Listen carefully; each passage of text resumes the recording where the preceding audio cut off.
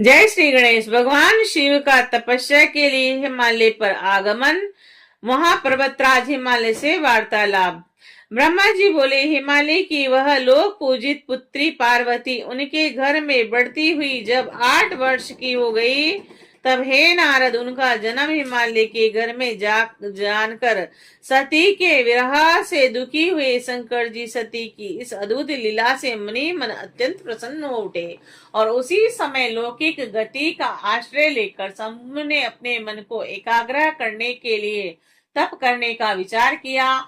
नंदी आदि कुछ शांत श्रेष्ठ पार्षदों को साथ लेकर वे हिमालय के गंगा अवतार नामक उत्तम शिखर पर गए और हे मुने, वहां पूर्व काल में ब्रह्म धाम से प्रभावित होकर समस्त पाप राशि का विनाश करने के लिए परम पावनी गंगा गिरी थी और जितेंद्रिय हर ने वही रहकर तपस्या आरंभ की और वे आलस का त्याग कर चेतन ज्ञान स्वरूप नृत्य ज्योतिर्मय निरामय जगतमय और चिदानंद स्वरूप चेतहीन तथा आश्रय रहित अपने आत्मभूत परमात्मा का एकाग्रह भाव से चिंतन करने लगे। भगवान हर के ध्यान प्रायण होने पर नंदी भृंगी आदि कुछ अन्य पार्षद गण भी ध्यान में तत्पर हो गए और उस समय कुछ गण परमात्मा शंभु की सेवा करते थे और कुछ द्वारपाल हो गए और वे सब के सब मौन रहते थे और कुछ नहीं बोलते थे।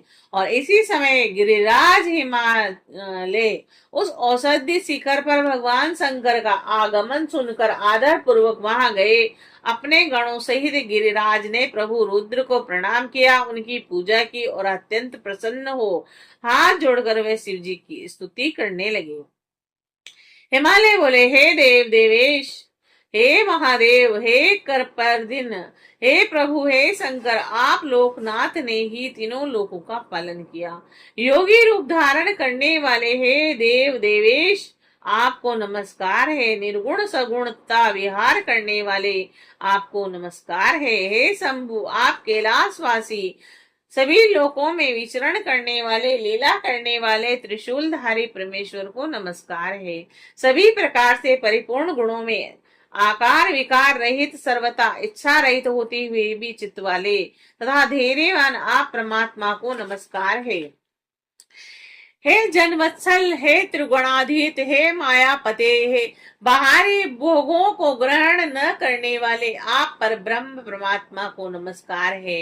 हे भक्त प्रिय, आप ब्रह्मा विष्णु आदि के द्वारा सेवे ब्रह्मा विष्णु स्वरूप तथा विष्णु ब्रह्मा को सुख प्रदान करने वाले हैं, आपको नमस्कार है।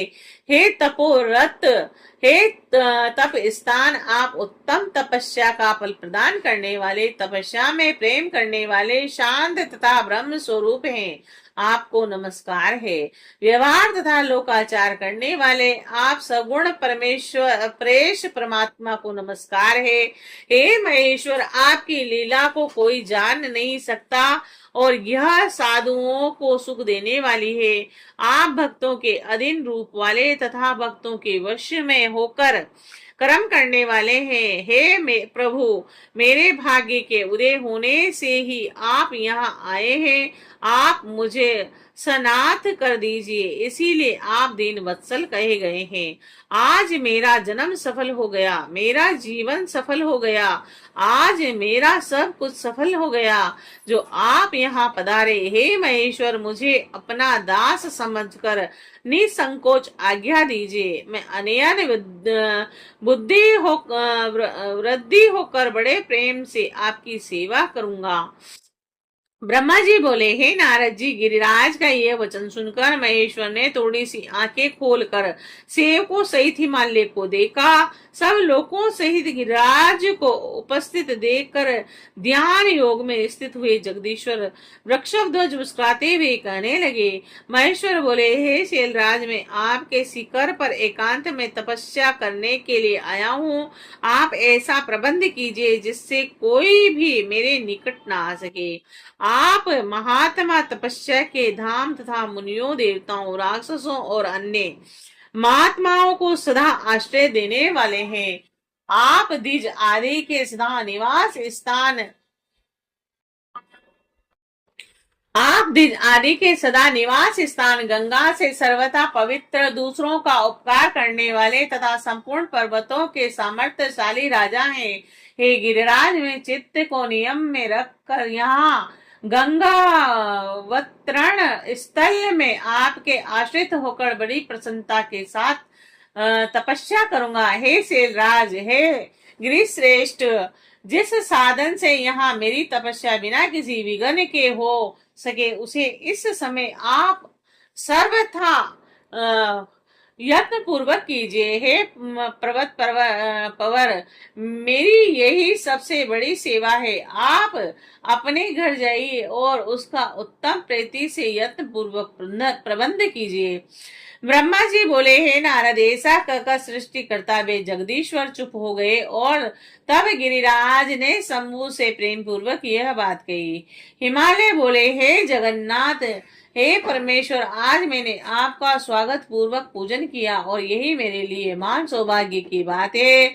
अब मैं अपने देश में उपस्थित आपसे क्या ही प्रार्थना करूं।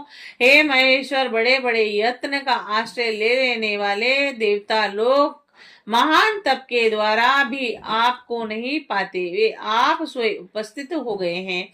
मुझसे बढ़कर कोई सौभाग्यशाली नहीं है और मुझसे बढ़कर कोई पुण्य आत्मा नहीं है जो आप मेरे पृष्ठभाग पर तपस्या के लिए उपस्थित हुए हैं। हे परमेश्वर, मैं अपने को देवराज इंद्र से भी बढ़कर समझता हूँ, क्योंकि गणों सहित आपने यहाँ आकर मुझे अनुग्रह का भागी बना दिया। हे देवेश, आप स्वतंत्र होकर बिना किसी विघ्न के उत्तम तपस्या कीजिए।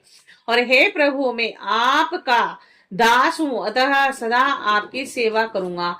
ब्रह्मा जी बोले, हे नारद, ऐसा कहकर वह गिरिराज तुरंत अपने घर आ गए और उन्होंने अपनी प्रिया को बड़े आदर से वह सारा वृतांत सुनाया। तत्पश्चात शैलराज जाने वाले परिजनों को तथा अपने समस्त गणों को बुलाकर उनसे भली भांति कहने लगे। हिमालय बोले, मेरी आज्ञा से आज से कोई भी गंगा अवतरण नामक मेरे शिखर पर न जाए, यह मैं सत्य कह रहा हूँ। यदि कोई व्यक्ति वहां जाएगा तो मैं उसे महादुष्ट को विशेष रूप से दंड दूंगा, ये मैंने सत्य कहा। हे मुने, इस प्रकार अपने समस्त गणों को शीघ्र ही नियंत्रित करके हिमवान ने विघ्न निवारण के लिए जो सुंदर प्रयत्न किया उसे आपको बता रहा हूँ। आप सुनिए। श्री शिवाय नमस्तुभ्यम्।